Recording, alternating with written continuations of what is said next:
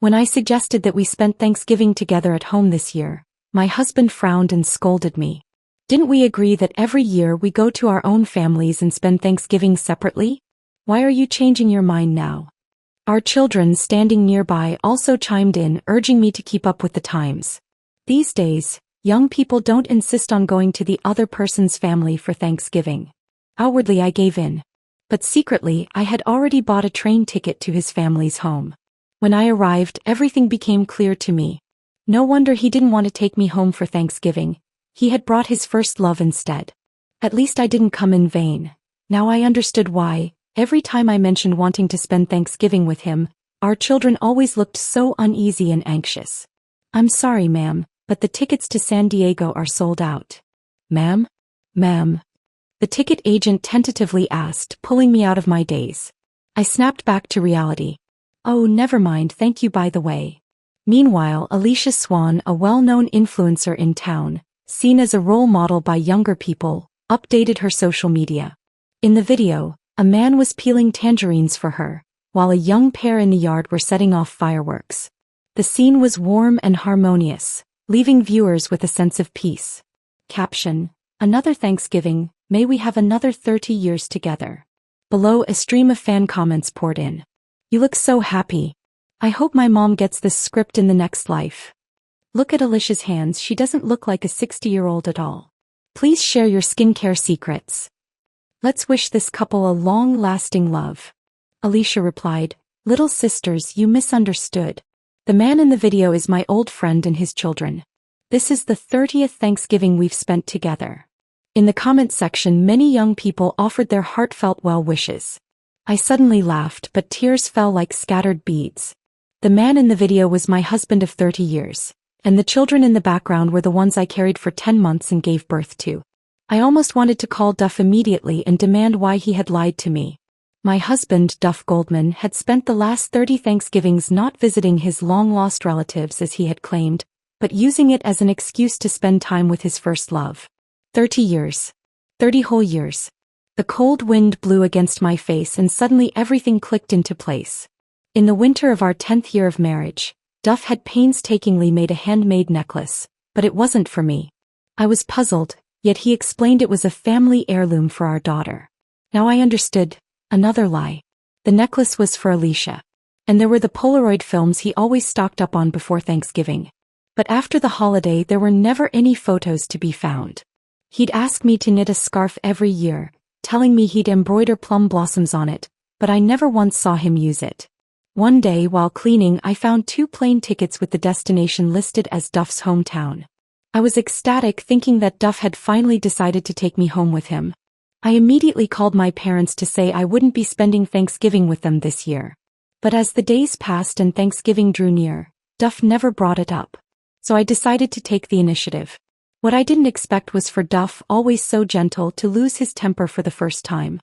He frowned, slammed down his chopsticks and snapped at me, Can you stop thinking on a whim?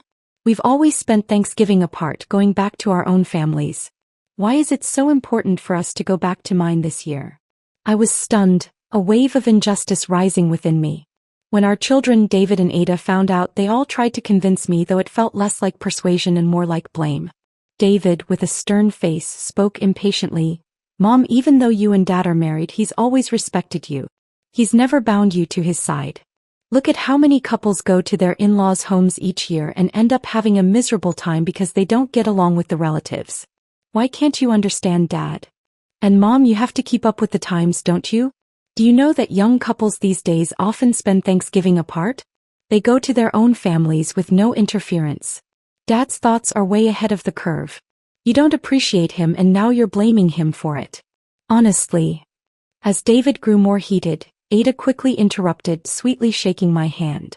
Mom, think about it. If I get married and move to a distant city, not being able to come back for Thanksgiving, wouldn't you miss me? Wouldn't you feel sad? So Dad's suggestion is for the good of the family. Besides, when you go back, you'll have to deal with a bunch of unfamiliar relatives. It's going to be stressful and you might have to cook or something. Isn't it better to just give yourself a few days off? Hearing Ada's words, my sense of injustice eased a little, but there was still a sense of bitterness and hesitation inside.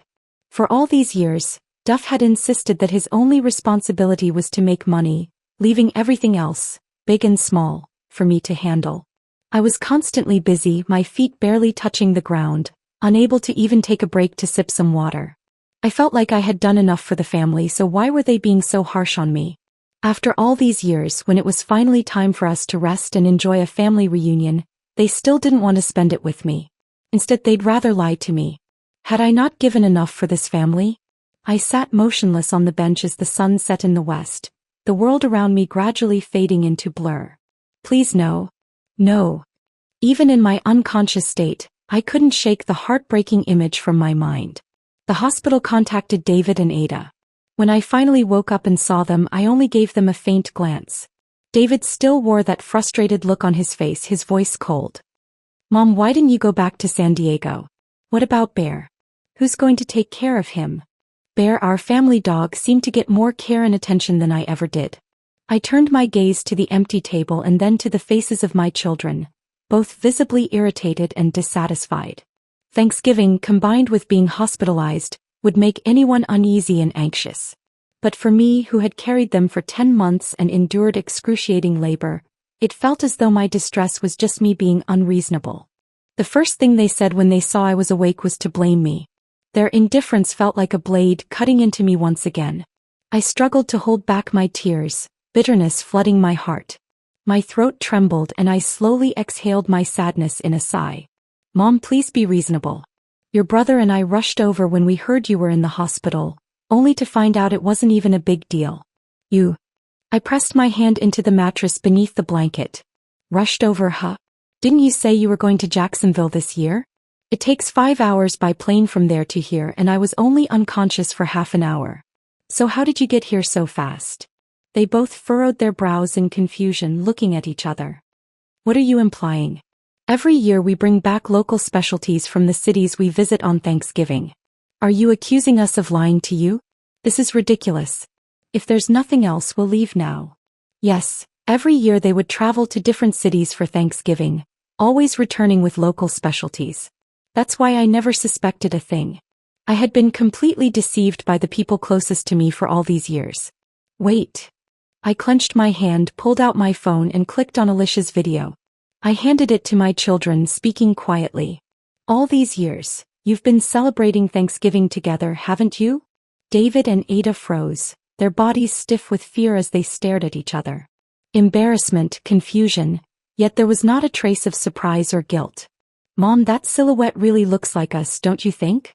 They'd gone to such lengths to help Duff and Alicia cover up the truth, still trying to cover their tracks.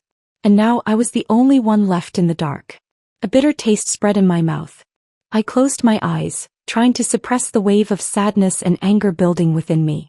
Just as the tears began to fall, Duff suddenly appeared in the room. You tell me, what are you doing here? Don't you know how worried everyone is at home? It's Thanksgiving and you're causing trouble? Duff's tone was full of helplessness, as though I was the one making a scene and ruining things for them. Now in my 60s, my hair had long turned white from years of worrying over the family, yet Duff still carried himself with that unyielding, upright posture. Duff, you all shall leave. There was no need to keep torturing myself over someone who wouldn't come back. I had lived most of my life never truly living for myself, and I had finally decided I would no longer be trapped in this lie. It was time to start over. What's going on? Did these kids upset you? If I didn't know better, I would have thought he actually cared. I said, get out. Just leave. In a fit of rage, I threw a pillow at Duff. His eyes widened in surprise, but he coldly responded, Esther, you're breaking the promise we made. That's disrespectful. And now you're saying these things just to make me angry? You've ruined a perfectly good Thanksgiving. We all had our own plans and you've destroyed them. Are you trying to make this our last Thanksgiving as a family? He slammed the food he had brought onto the table. Staring at the angry man in front of me, the bitterness in my heart deepened and the chill was unbearable. We had known each other for 40 years, been married for 30. He had always treated me well, never ignoring my feelings. Even our neighbors couldn't help but praise him, envying our marriage. I used to secretly take pleasure in thinking this marriage would always be happy, but I never imagined that beneath the seemingly sweet surface, it was all a lie hiding things that had already rotted away. The urge to cry was overwhelming. I took a deep breath and spoke with an icy tone. Duff, did you really think you could hide it for a lifetime after 30 years? 30 years and you're not tired? Rather than sneaking around, I'll set you free. You won't have to keep up the lie to me, your so-called wife and mother. Duff paused, turning to look at our son and daughter. Their faces were frozen in shock. Even if they were slow, it didn't take a genius to figure it out. He opened his mouth, moved his lips, but no words came out. His face betrayed his panic. The atmosphere was awkward and tense. I stood up, deciding to leave, out of sight, out of mind. David, frustrated, blocked my way. His tone was impatient. Mom, is this really necessary? Dad and Aunt Alicia are both so old. If they truly cared, would we even be here? Don't be so sensitive. Besides, you're so old now. If you get divorced, who's going to take care of you? What kind of life do you think you'll have? David's right, Mom. We're just looking out for you, Ada quickly added, trying to smooth things over. I lifted my gaze and coldly stared at them. How could they shamelessly say such things? Look, Dad brought you salad. Doesn't that show he cares about you? Ada placed the lunchbox in front of me, wishing me to pass these issues away. Duff, his hands resting on his knees, turned his gaze from the side and looked at me, his face holding a flicker of expectation. What was he expecting? That a box of salad with kale, which I hated, would somehow make me forget everything and not hold a grudge? I had only now realized just how low they thought of me. I've never liked kale. And the edge of the takeout box had lipstick marks on it. All along, Duff had probably reserved his real care and thoughtfulness for someone else, leaving me with nothing but half-hearted gestures. You really are ungrateful. David snapped, leaving me with nothing but the angry slam of the door. Ada glanced at me, then at Duff, sighed softly and left as well. After a long, heavy pause, Duff sighed and pinched his brow. Esther, I can explain, things aren't the way you think. I haven't been unfaithful. I said nothing, letting him continue on his own. Back then, Alicia's parents did so much for me and I swore I'd take care of her for them. When she grew up, I even proposed marriage so I could remain by her side as her husband. But she said she didn't want to be trapped in a marriage. So all I had to do was spend every Thanksgiving with her to keep my promise. Her parents died early and she was so alone and vulnerable. If I didn't accompany her on Thanksgiving, I feared she might do something drastic. Esther, try to understand my predicament. He added, I merely sit with her, have a meal, chat through Thanksgiving, and that's all. There's nothing more between us. I waited in silence until he finished, then with an indifferent nod said, Are you done? Then let's talk about our divorce. Esther. Duff snapped, clearly agitated as he cut me off. I fixed him with a scornful look. You don't need to explain anything. I couldn't care less. All these years you've been hiding things from me. Who can tell which of your words are truth and which are lies? Just give me a time when we can arrange the divorce and you can go back to your Alicia to spend Thanksgiving with her. And thanks for going to the trouble of packing up her leftovers for me. At that moment, a patient from the next room returned and glared at Duff with unmistakable disdain. Duff's face froze in humiliation. After a beat, in a tone laced with defiance, he said, What's that to you? Didn't you used to scarf down leftover meals when you washed dishes at the restaurant?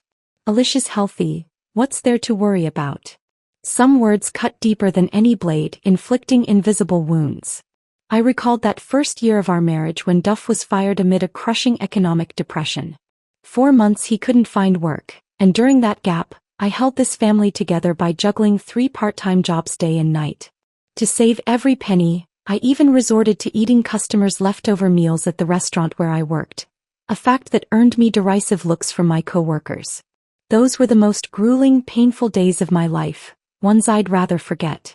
When Duff learned of it at that time, his eyes welled with sympathy as he held me close and cried with me through the night, vowing never again to let me suffer through eating scraps or force me into relentless labor.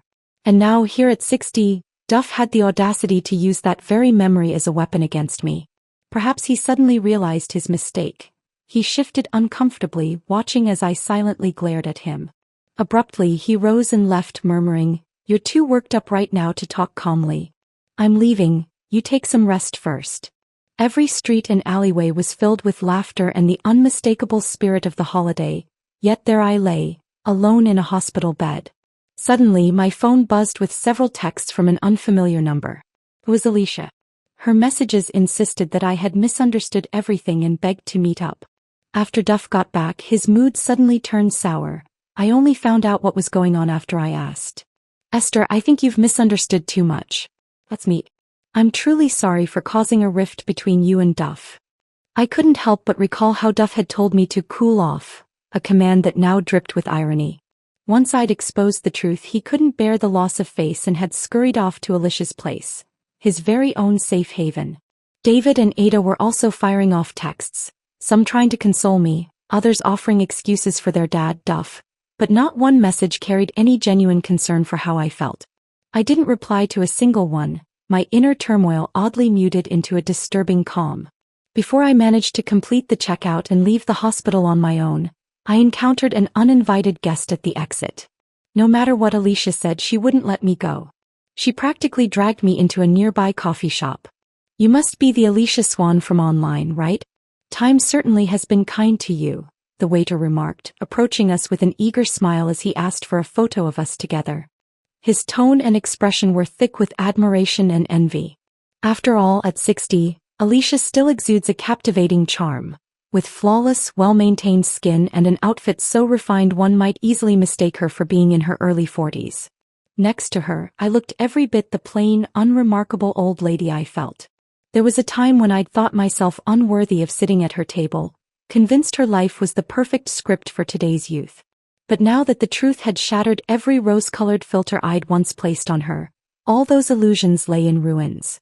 Esther, I'm truly sorry for causing a rift between you and your husband, Alicia said softly. Please allow me to cover the bill. Let's have a coffee together, I want to apologize. She shifted slightly, every movement radiating elegance. Esther, you really shouldn't let this trouble you. Duff and the kids consider me family and I do too. Of course, I hope you can come to see me as family as well. I said nothing, simply clutching the warmth of my coffee cup. Her tone was measured, her eyes gently arched. But beneath that calm, I detected a hint of provocation, the smug arrogance of someone who believes they've already won. I understand you're angry at Duff, at the kids and even at me. But don't hurt yourself over it, and you have no reason to fear that I'll steal him away. If I wanted him, do you honestly think Duff would still be married to you? Women shouldn't make things hard for one another. I'm not here to destroy your family. I set my chopsticks down. As painful as it was to admit, Alicia's words rang true. If she chose to take the initiative, Duff would undoubtedly end our marriage in a heartbeat and rush right into her arms. But why? If he truly didn't care for me, why maintain any contact at all? Was it because of familial duty? Or was it sheer loneliness? No, none of that could explain it. I didn't mince words. I demanded answers. For a moment, Alicia's flawless expression faltered. After a long, tense silence, she pulled out a photograph and handed it to me. In the picture, Alicia was enveloped in an embrace. Duff on one side and on the other Hank Goldman, Duff's older brother, whose features bore an uncanny resemblance to his. Hatred and longing intertwined in her eyes. I never imagined I'd speak of him again. I miss those early days so terribly, she confessed. I used to dream of being Hank's wife, but he betrayed me. He left me and quickly turned away to marry someone else. For the first time, I saw a flash of indignation and stubborn defiance on Alicia's otherwise unflappable face. But I refused to believe he'd forgotten his vows, so I began contacting Duff, hoping to make Hank jealous enough to come back to me. Her tone brimmed with confidence and expectation, yet as I listened, her words struck me as both laughable and immature. Tenderly, she caressed the face in the photo, and eventually tears welled up. Vows, after all, might be the least valuable promises in the world, yet those who swear by them take every word to heart. Stepping out of that reverie, Alicia's demeanor snapped back to its haughty poise. Rest assured, I'm only using Duff. There's never been, nor will there ever be, anything physical between us. So what? Should I applaud your moral high ground? Be thankful that in all these 30 years of deceiving me, no fleshly betrayal occurred. I shot back before the words could fully form, when suddenly the sound of a cup shattering on the floor reached our ears. Duff had, without any of us noticing, slipped in behind me and Alicia. Alicia stared at him, utterly bewildered, unsure if Duff had caught every word. "Duff, what are you doing here?" she asked. Quickly dabbing away the tears at the corners of her eyes, she beckoned him to sit. Duff's gaze remained fixed on her reddened eyes. Almost instinctively, he reached out to brush away a tear from her cheek. Startled at first, Alicia then, remembering that someone else was present, awkwardly withdrew his hand. It wasn't until I let out a quiet, disapproving chuckle that Duff snapped back to attention. He awkwardly glanced at me before his eyes drifted to the iced coffee in front of Alicia. "How can you drink an iced Americano?" he chided, as if forgetting her chronic stomach issues. Nervously, Duff quickly poured her a cup of hot water, testing the temperature on the back of his hand before handing it over. Alicia watched his reaction, clearly oblivious to his earlier words, and silently exhaled in relief. As for me, after 30 years living under the same roof with Duff, when he wouldn't even operate the water dispenser without my help, I was struck by the realization that he could, after all, take care of someone. "I know that deep inside your anger has no outlet," he went on. "If you want to hit or shout at me, I won't complain. I admit I've deceived you for all these years. But why must you force this on Alicia? You're no longer the Esther I once knew," he added bitterly. "I'm deeply disappointed in you." I stared into his eyes, which were filled with overwhelming disappointment. In that moment, I could no longer empathize with the first half of my life. How could a man so selfish and blinded by his own desires possess any qualities worthy of my love? I clenched my fists, terrified that I might lose control and erupt in public. "Duff, in our home, am I supposed to be a mother or a maid? Or do you simply believe that a mother is nothing more than a housekeeper?" I demanded. "You have no right to express disappointment in me," he shot back. "I'm the one who should be disappointed.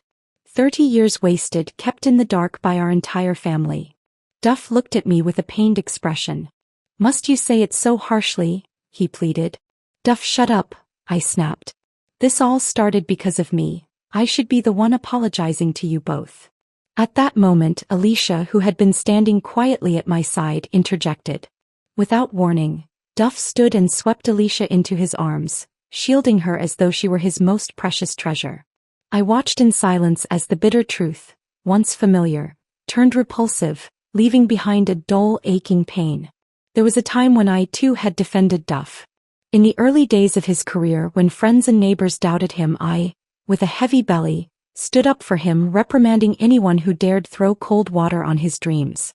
I believed in him so fiercely that I fought off every sneer and insult, determined to preserve his dignity. And what did I receive in return? My own husband's resentment and misunderstanding, while he shielded another woman as if I were the villain. I felt like a clown, and indeed I was one. I couldn't hold it in any longer. In a fit of rage, I flung the coffee all over Duff's face and then hurled the cup at him with all the force I had left. Alicia shrieked, "Esther, you're crazy." I glared at Duff, teeth gritted with fury. "You have no right to apologize on her behalf, Duff," I spat. "If you really need it, I can arrange for you to spend every Thanksgiving with her, forever, if you agree to a divorce. And we won't have to see each other again," I continued, my voice ice cold. "Except perhaps on the day of the divorce. Until then, my lawyer will be in touch." Duff's face remained impassive, yet an icy aura radiated from him. I ignored him and, without a backward glance, strode out the door. Back in San Diego, I began packing my belongings, preparing to leave for good. As I sorted through my things, a crushing thought struck me again. 30 years of my life had been an utter failure. I gathered up all my seasonal clothes, yet they wouldn't even fill a single suitcase. Some of these garments had been my constant companions for years. What was I thinking back then? How could I have ever been willing to let myself suffer so much? The only new clothes I'd received in recent years were the ones Ada bought for me when she got her first paycheck, and I'd been too reluctant to wear them. I remembered how Ada had once worn her pride on her sleeve, declaring that from then on, she and David would take care of buying my clothes. But now it seemed they'd long forgotten that promise. They had grown so used to my sacrifices, to the sight of me in my daily apron as I kept the house running for them. I stared at the coat Ada had given me for what felt like an eternity before finally returning it to the closet. I no longer needed it, and I didn't want to take it with me. After years away, I stepped back into a bustling mall. I wandered into the women's section and picked up a bright red dress, holding it up in front of the mirror. A friendly sales associate complimented me and even selected a matching pair of shoes. In that moment, I caught my reflection and offered a soft, liberated smile. Not the weary smile I'd worn after a day of endless housework, but one that spoke of being alive again, of finally living for myself. Before embarking on my journey, I met with a divorce lawyer and carefully reviewed the separation papers. When she handed the documents to me, she smiled warmly and said, "Ma'am, congratulations on beginning your next adventure." That young smile eased something deep inside me. You see, ending a marriage isn't about having your future happiness snatched away. It's about opening the door to a brand new chapter. I suddenly found myself with vast stretches of free time I'd never known before. In just a few days of rest, I discovered the true meaning of freedom and ease.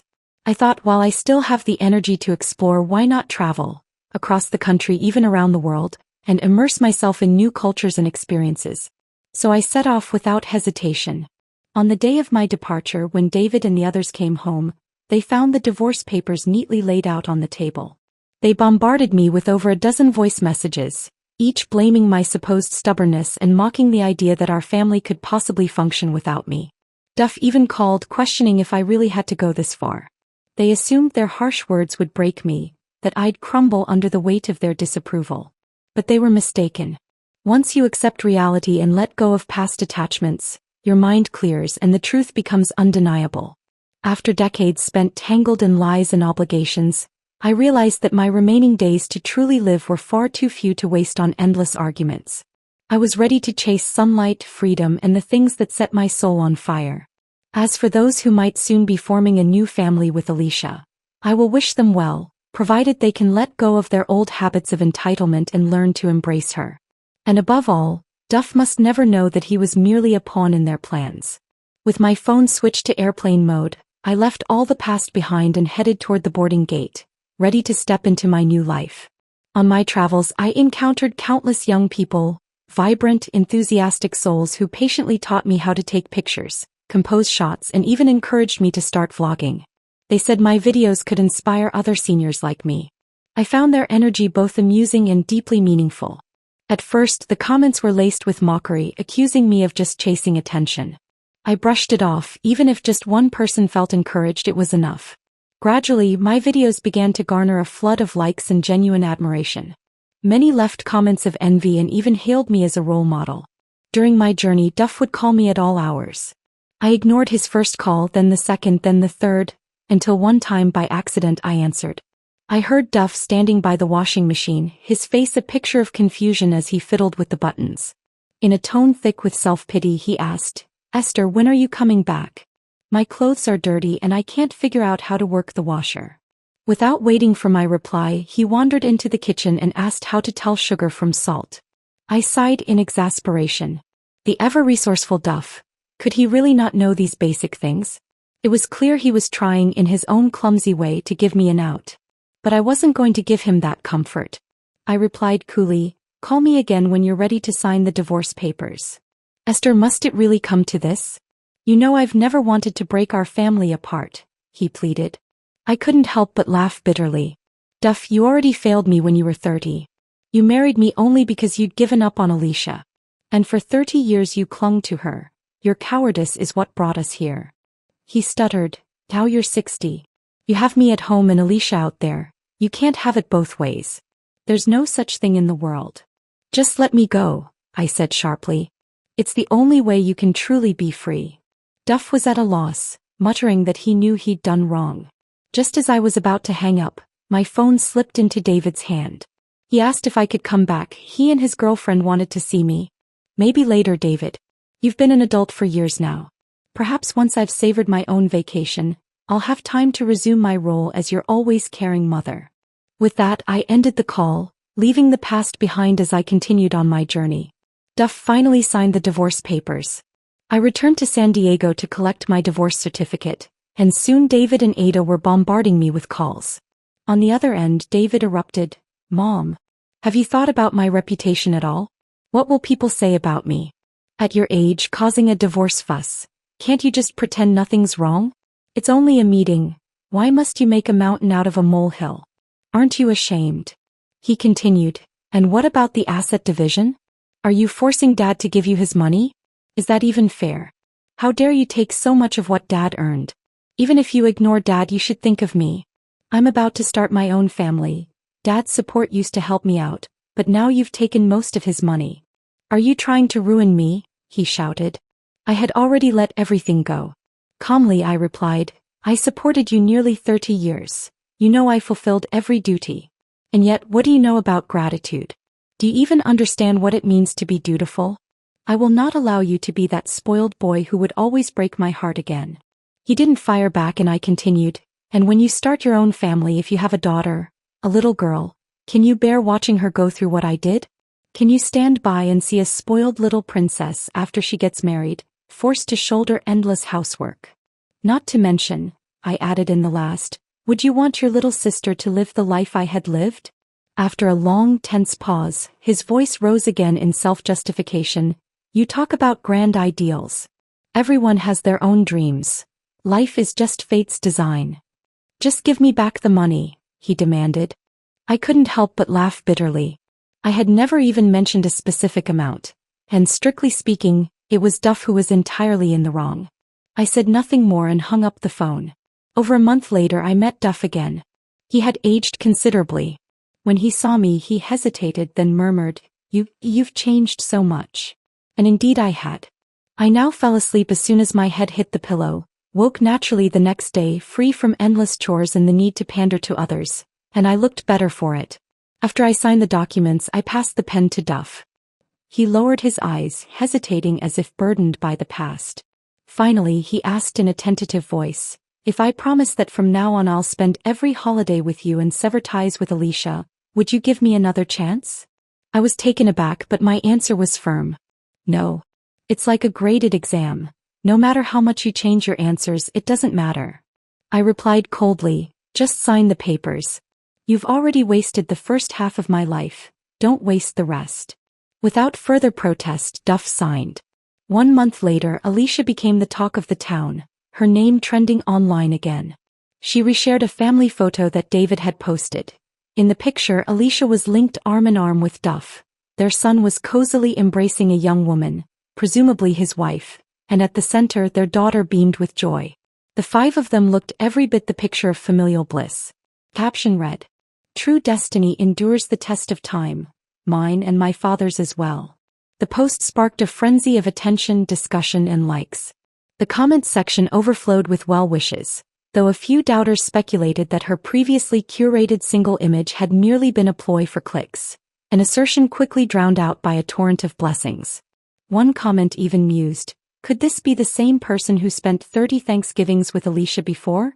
Alicia didn't reply, though she did leave a like. More and more users chimed in, insisting that true love always finds its way. Meanwhile, David, desperate to showing off the so-called new family of theirs, sent me screenshots of the glowing comments along with a note. See? We're one happy family. I chose not to engage. Instead, I set off on a new tour once again. Little did they expect that the house of cards would come crashing down so swiftly. After I left, Alicia moved in with Duff. At first, everything looked perfect. A picture of family bliss. David and Ada, who had always complained about my constant nagging, now relished Alicia's gentle, soothing manner. They even began calling her Mom without hesitation. Later, when Alicia started spending her own money to hire a nanny, the family's affection for her soared even higher. One day, the nanny was so overwhelmed with work that she couldn't find time to walk Bear. Sensing an opportunity, Alicia volunteered to take him out. Instead of heading to a quiet park, she opted for a stroll around a shopping mall. However, the mall enforced a strict no pets policy. Unable to resist, Alicia slipped into a clothing store with Bear waiting outside. By the time she emerged, Bear had vanished without a trace. Panic set in. After hours of frantic searching and a desperate call to the police, Bear was still nowhere to be found. When she returned home, the nanny had already clocked out. Without missing a beat, Alicia shifted all the blame onto her and promptly fired her. One would have thought that would be the end of it, but Alicia had underestimated how much Bear meant to Ada. Bear had been Ada's loyal playmate for years, more treasured than even her best friend. Incensed, Ada, along with David, stormed over to the fired nanny's place, unleashing a tirade that left her reeling and embarrassed in front of their neighbors. The poor nanny, having lost not only her job but also her dignity, only learned the whole truth from Ada's bitter accusations. Feeling wronged, the nanny took to the internet to expose Alicia. She condemned Alicia for her air of superiority, her constant disdain for her peers and hardworking staff, and for her habit of lying and shirking responsibility. Her post quickly caught fire and animal lovers flooded Alicia's comment section, demanding that she apologize. When Ada and David learned of the full story, they could hardly believe the woman they once welcomed into the family was capable of such behavior. In an abrupt reversal, they forced Alicia to apologize and demanded that she find Bear. But Alicia refused.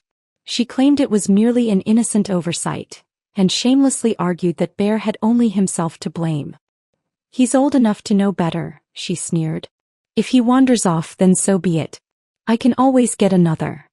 Out of sheer exasperation, Ada called me. "After all these years, I was the one who'd always taken care of Bear. Mom, we said some awful things when we were angry. Can't we just let it go?" Ada pleaded. "And don't be so stubborn," they added. "You always treated Bear so well. We know you must be worried about him." They weren't entirely wrong. Bear had always been the best part of our little family. He would eagerly pick up the grocery bag when I went shopping, and whenever I tied a knot on the garbage bag at the door, he'd faithfully carry it to the dumpster.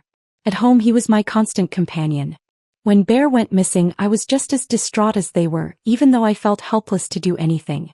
After their call, I scrambled to recall every park and corner Bear loved to frequent and relayed every address I could think of. Thankfully, after a nerve-wracking few days, Bear was found safe and sound. He'd been hanging out in the park I frequented with him. Yet the drama didn't end there. The incident sparked a massive uproar online. The moment Bear was recovered, the internet lit up with controversy. Netizens combed through Alicia's social media questioning, why would a 60-year-old marry someone who already has children, and even an ex-wife? That one question stirred 1,000 more. Soon similar queries flooded in.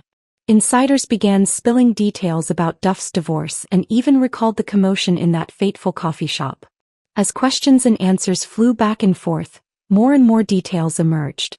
Some fans defended Alicia, tweeting, "Stop being so idle. True love always finds its way, understand?" Others countered, "Where did the original wife go? How can a couple who spent most of their lives together suddenly decide to divorce? Something isn't adding up. Remember when she posted that video about spending the 30th Thanksgiving together, claiming that the man was only a confidant? So where is his wife now? And wasn't his divorce finalized just months ago? Could it be that the original wife caught him cheating? Poor original wife." Those who had once accused Alicia of merely chasing clicks even began posting screenshots with comments like, "Why delete my comment? Did I really hit a nerve?" Before long, both Alicia and Duff were trending nationwide. Local neighbors even compiled timelines that pieced together the true sequence of events. From being the object of envy to becoming the subject of widespread scorn, Alicia offered no response. She simply deactivated her account. With her silence, the online community turned its attention to David. Swarms of commenters bombarded his posts, calling him shameless and ungrateful, labeling him a heartless ingrate. The controversy raged on. Even the old neighbors, upon hearing the news, rallied to my defense. They pointed accusing fingers at Duff and calling David them as spoiled brats who'd never learned gratitude. My travel account, my little corner of the internet where I shared my journey, was eventually unearthed by curious netizens. One comment asked how I felt about everything. I didn't scold or complain, I simply replied, "May everyone have the courage to start over, and may everyone soon realize that life is meant to be lived for oneself." That one remark garnered countless likes and praise for its wisdom. In just a few days, my followers exploded and I kept hitting the platform's recommendation lists. I'd become an influential figure, so much so that a local senior college invited me to visit and even speak. Who would have thought that after leaving that unloving home behind, I would find success? No longer was I the invisible old lady I once was. I now radiated confidence and vitality, as if my long-awaited spring had finally arrived, undimmed by lost years and advancing age. Since the college was right here in San Diego, it wasn't entirely unexpected when I ran into Duff and Alicia again. After finishing my speech and heading out of the building, I saw Duff standing under a tree's shade, his gaze fixed on me. "Esther, how have you been?" he asked hesitantly. He looked like a shriveled eggplant left out in the sun, his face creased with fine lines and exhaustion. After decades of knowing each other, I greeted him like an old friend. I'm doing well. How's the family? I replied. That's good. I'm glad you still talk to me, he murmured, offering a small tentative smile. Yet something in his familiar eyes stirred an unexpected sense of estrangement in me. Before I could process it further, Alicia appeared around the corner, her voice shrill and hysterical. Duff, I can't believe you suddenly agreed to come pick me up yesterday. It turns out you knew Esther was coming here. In that moment I realized everyone had changed. Alicia's eyes, once bright and full of life, now seemed dimmed. And as always, human nature craves gossip.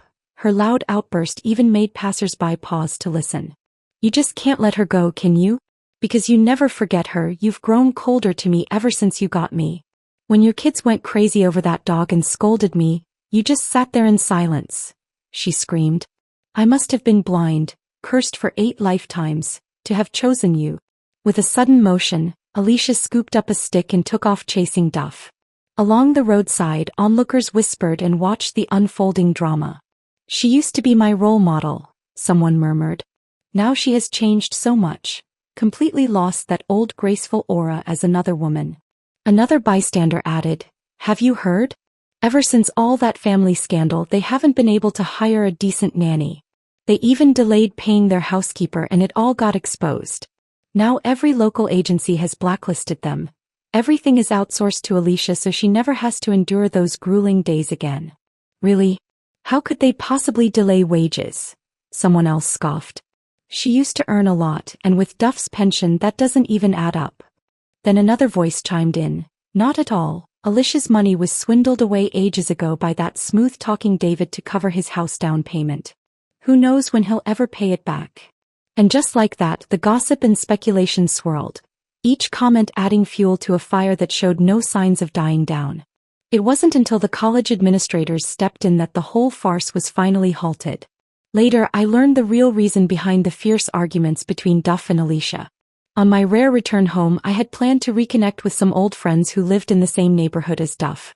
As I happened to pass by my former home, I caught snippets of Duff and Alicia's shouting. You see, Esther's back, so her old flame must be rekindling, huh? Of course, or else why else would you be snooping for her news? Don't think I don't know. You were secretly checking her photos in the dead of night. You're so rotten, you really are. Then out of nowhere a sharp slap rang out, startling even the birds perched on a nearby branch. Shut up, and how dare you accuse me? Don't think I haven't noticed. You've been using me all along. Ever since the beginning you've loved Hank. Why keep stringing me along and ruining my life? I was taken aback by these words, though in a way, it wasn't entirely unexpected. After all, the truth always finds a way to surface. How dare you hit me? Duff, how dare you lay a hand on me? If he were here, he'd never let me be so wronged. I'm ready to fight you. Esther, what are you standing there for? Come on. The sudden appearance of a friend spurred me on, and we hurried to catch up. During our conversation, when the topic of Duff and Alicia came up, my friend's eyes turned icy as she muttered a dismal remark. Through her bitter complaints, I soon pieced together the full story. Essentially, Alicia cared only about having everything handed to her. If anyone refused to cater to her whims, they'd be met with caustic sarcasm. There was even an incident when David brought his girlfriend over for dinner. She ran a pet store and had long harbored resentment toward Alicia over the bear debacle. That night, unable to tolerate Alicia's presence any longer, she barely acknowledged her. But then, as if things couldn't get any worse, Alicia lost it on the spot. She hurled bowls and utensils at the young woman, nearly tearing the house apart. To make matters worse, that young woman was Ada's best friend, and with that act, Alicia managed to offend 3 people at once. From that day on, it was impossible for the household to go even a day without a commotion. Soon it wasn't just the family who grew fed up. The neighbors began lodging complaints too. On several occasions the police were even called to break up the turmoil. Duff and Alicia became increasingly unwelcome in the community, almost always hiding behind closed doors. I listened to all this with a wry, detached smile, without a hint of sorrow or delight. Deep down I felt nothing at all. As our conversation wound down, my friend asked where I was headed next. Just then my phone rang with a message. Your ticket has been successfully issued. You may check in online in advance. I held up my phone so my friend could see and said, "I'll bring you a gift when I get back." On the day of my departure, the weather was splendid. A fellow traveler asked me where I was off to next. I wasn't entirely sure. But one thing was clear: I wasn't going to stand still at the same place ever again. I would always be on the move, forever chasing new horizons.